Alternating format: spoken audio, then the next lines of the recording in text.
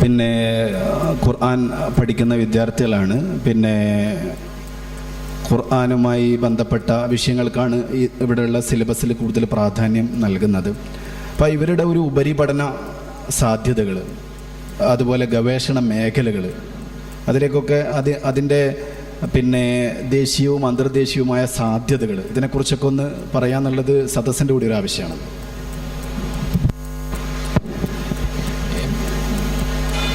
ഈ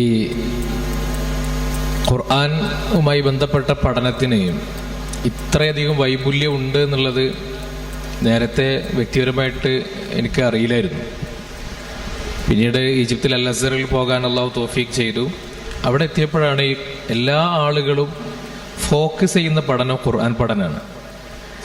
എത്രത്തോളം ഹാഫിളാവാതെ പോയതിൻ്റെ പേരിൽ ഖേദിച്ച സമയമായിരുന്നു അത്. കാരണം ഹാഫിളല്ലാത്തവൻ ആലിമല്ല എന്നതാണ് അവിടുത്തെ ഒരു നയം.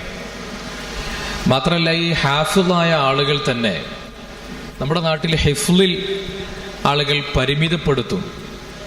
പക്ഷെ ഞാൻ ഈ തവണ അവിടെ പോയ സമയത്ത് അവിടെ UK നിന്ന്, അതുപോലെ US നിന്ന്, ജർമ്മനിയിൽ നിന്നൊക്കെ 3 മാസത്തെ സമ്മർ വെക്കേഷനിലേക്ക് അവിടെ കുട്ടികൾ വന്നിട്ടുണ്ട്. അവരിപ്പോൾ ഹിഫ്ള് പഠിച്ചതിന് ശേഷം ഇജാസത്ത് എടുക്കാൻ വേണ്ടി വരികയാണ്. അപ്പോൾ ഈ ഖിറാഅത്തിന് ഒരു കുട്ടി ഹിഫ്ള് പഠിച്ചതിന് ശേഷം അശ്ർ ഖിറാഅത്ത് അത് തന്നെ അതിൻ്റെ ഔജിഹോടുകൂടി അത് തന്നെ ഷാത്ബിയ്യ ഹിഫ്ളാക്കിയിട്ട് പഠിക്കുക എന്നത് ഒരു ഖിറാഅത്തുമായി ബന്ധപ്പെട്ട് പഠിക്കുന്ന ഒരു വിദ്യാർത്ഥിയുടെ ഒരു പ്രാഥമികമായൊരു പഠന മേഖലയാണ്. ഷാത്ബിയ്യ ഹിഫ്ളാക്കാതെയുള്ള ഒരു പഠനം അവിടെ അംഗീകരിക്കപ്പെടുന്നു പോലുമില്ല. എങ്കിലും ആളുകൾക്ക് മൂല്യം കൽപ്പിക്കപ്പെടുന്നു. അതിനേക്കാളൊക്കെ അപ്പുറത്ത് നമുക്ക് ഇതിൻ്റെ പുറത്ത് കുറച്ച് ബാധ്യതകളുണ്ടെന്നുള്ള. കാരണം ഈ ഖുർആൻ പഠനം, ഖുർആനുമായി ബന്ധപ്പെട്ട പഠനങ്ങൾ ഈ കാലഘട്ടത്തിൽ ശരിക്കും നമ്മൾ മാത്രമാണ്, ഒരു കാലത്ത് നമ്മൾ മാത്രമാണ് പഠിച്ചിരുന്നത്. പക്ഷെ ഇന്ന് അങ്ങനെയല്ല. ഇന്ന് വെസ്റ്റിലും പാശ്ചാത്യൻ പിന്നെ അക്കാഡമിയയിലും അതുപോലെ തന്നെ ഇസ്ലാമിക് സ്റ്റഡീസ് പഠിപ്പിക്കപ്പെടുന്ന ഇസ്ലാമിക് യൂണിവേഴ്സിറ്റികളിലൊക്കെ ഇത് പാഠ്യവിഷയമാണ്. അപ്പോൾ വെസ്റ്റേൺ അക്കാഡമിയയിൽ ഖുർആനിനെ ഉപയോഗിക്കപ്പെടുന്നത് മറ്റൊരർത്ഥത്തിലാണ്. എന്ന് പറഞ്ഞാൽ ഖുർആൻ ആസ് എ ഒബ്ജക്റ്റ് അതൊരു ചരിത്രപരമായിട്ടുള്ള ഒരു രേഖയാണ്. കാരണം 1400 കൊല്ലങ്ങൾക്ക് മുമ്പുള്ള ഒരു രേഖയാണല്ലോ ഖുർആൻ, മുസ്ഹഫ്. അപ്പോൾ അതിനെ ആ രേഖ എന്ന അർത്ഥത്തിൽ അവർ പഠിക്കുന്നു എന്ന് മാത്രമല്ല, വിവിധ ഇസ്ലാമിക് യൂണിവേഴ്സിറ്റികൾ, പിന്നെ ജനറൽ യൂണിവേഴ്സിറ്റികളിൽ ഡിവൈൻ സ്റ്റഡീസ്, റിലീജിയസ് സ്റ്റഡീസ് എന്ന് പറയുന്ന ഡിപ്പാർട്ട്മെന്റുകളുണ്ട്. ആ ഡിപ്പാർട്ട്മെന്റുകൾ നടക്കുന്ന ഖുർആൻ സ്റ്റഡീസൊക്കെ നമുക്ക് നെഗറ്റീവായി വിപരീത ഫലം ഉണ്ടാക്കുന്ന പഠനങ്ങളാണ്. ആ പഠനങ്ങളെ പ്രതിരോധിക്കേണ്ട ഒരു ബാധ്യത ഖുർആനിൻ്റെ അഹ്ലുകാർ എന്ന നിലക്ക് നമുക്കുണ്ട്. അപ്പം അതുകൊണ്ട് തന്നെ ഖുർആനുമായി ബന്ധപ്പെട്ട് നിലവിലുള്ള വിവിധ തലങ്ങളെക്കുറിച്ചുള്ള പഠനത്തിൽ നമുക്കൊരു ജാഗ്രതയുണ്ടായിരിക്കണം. ഇപ്പോൾ തഫ്സീറുകൾ തന്നെ നോക്കിക്കഴിഞ്ഞാൽ തഫ്സീറുകളിൽ തന്നെ തഫ്സീർ തഹ്ലീലി ആയിട്ടുള്ള പഠനമുണ്ട്, തഫ്സീർ മൗദൂഇ തീമാറ്റിക് തഫ്സീർ എന്ന പഠന മേഖലയുണ്ട്. അതുപോലെ തന്നെ ഞാൻ നേരത്തെ പറഞ്ഞ ബലാഗിയായ മേഖലകളുണ്ട്. അതുപോലെ വിശുദ്ധ ഖുർആനിൻ്റെ സോഷ്യോ സിവിലൈസ്ഡ് സ്റ്റഡീസിനെ കുറിച്ചുള്ള പഠനമുണ്ട്. അതുപോലെ അതിൻ്റെ പിന്നെ ഹിസ്റ്റോറിസിറ്റിയെ പറ്റിയുള്ള പഠനമുണ്ട്. അതിലേറെ അപ്പുറത്ത് വിശുദ്ധ ഖുർആനിൻ്റെ മഖ്തൂത്തുമായി ബന്ധപ്പെട്ടുകൊണ്ട് മാത്രമുള്ള പഠനം. നിങ്ങൾക്കറിയാലോ, ഇപ്പോൾ ഈ ബർമിംഗാം യൂണിവേഴ്സിറ്റിയിൽ നിന്ന് വിശുദ്ധ ഖുർആനിൻ്റെ ഒരു നുസ്ഖയുടെ കോപ്പി കിട്ടി. അതുമായി ബന്ധപ്പെട്ട് വലിയ ഒരു വിവാദം. ഷുഐബ് ഉസ്താദിൻ്റെ ഒരു ഫേവറേറ്റ് സബ്ജക്റ്റാണ്. അദ്ദേഹം പല പേരെനിക്ക് ഓർമ്മയില്ല, സൂറത്ത് പിന്നെ മറിയമിൽ നിന്നുള്ള ഏതാനും ചില ആയത്തുകൾ അത് കാർബോഹൈഡ്രേറ്റിംഗ് നടത്തി വിശുദ്ധ ഖുർആനിന്റെ ആധികാരികതയെ ചോദ്യം ചെയ്യുന്ന ശ്രമങ്ങൾ ഉണ്ടായി. അതിന് മുസ്ലിം അക്കാഡമിക്സ് മറുപടിയൊക്കെ പറഞ്ഞു. അപ്പം മുസ്ഹഫിന്റെ മഖ്തൂത്തുകളുമായി ബന്ധപ്പെട്ട് പുതിയൊരു പഠനശാഖ വികസിച്ചു വരികയും അതിനെക്കുറിച്ച് വളരെ വ്യാപകമായ പഠനങ്ങൾ നടന്നുകൊണ്ടിരിക്കുന്നുണ്ട്.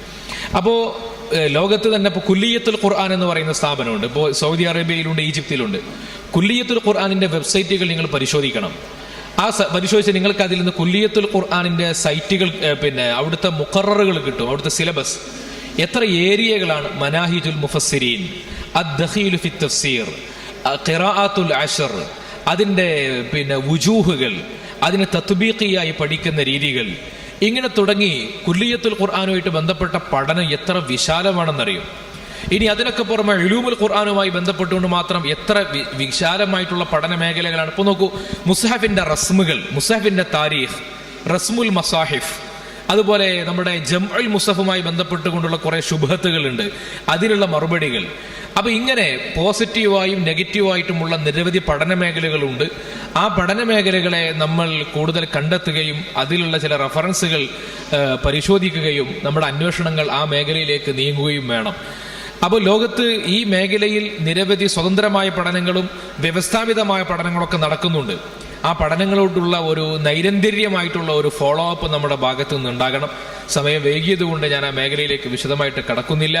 നിങ്ങളുടെ ഭാഗത്തു നിന്ന് തന്നെ നിങ്ങൾക്കൊരു സെൽഫ് റിസർച്ച് ഉണ്ടാവുകയാണെങ്കിൽ ലോകത്ത് വിവിധ രാജ്യങ്ങളിലേക്ക് പോയി ഇജാസകൾ സ്വീകരിക്കാനും അശർ ഖിറാഅത്തിന്റെ ഇജാസ സ്വീകരിക്കാനും അതിന്റെ വുജൂഹുകളെ പഠിക്കാനും ഖിറാഅത്തിന്റെ താരീഖും മുസ്ഹഫിന്റെ താരീഖും റസ്മുകളുടെ താരീഖും അതുപോലെ ഉലൂമുൽ ഖുർആനിന്റെ വിവിധ ഏരിയകളും അതുപോലെ അയിമ്മത്തിനെ കുറിച്ചൊക്കെയുള്ള പഠനങ്ങളൊക്കെ നടത്തുക എന്നത് വളരെ ആസ്വാദ്യകരമായൊരു മേഖലയായിരിക്കും നിങ്ങൾക്ക്.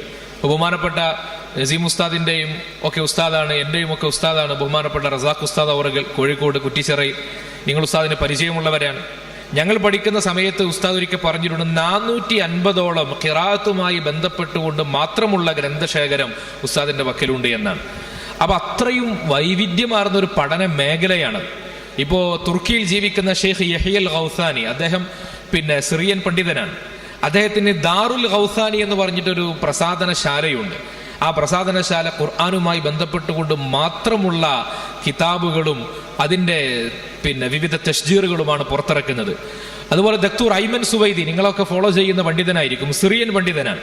ഐമൻ സുവൈദിയുടെ വിവിധ കിതാബുകളും മുഹാദറകളും വിവിധ ലെക്ചറുകളും ഖിറാഅത്തുമായി ബന്ധപ്പെട്ടും തജ്വീദുമായി ബന്ധപ്പെട്ടൊക്കെ നിരവധി ലെക്ചറുകളും മൊഡ്യൂളുകളും ലഭ്യമാണ്.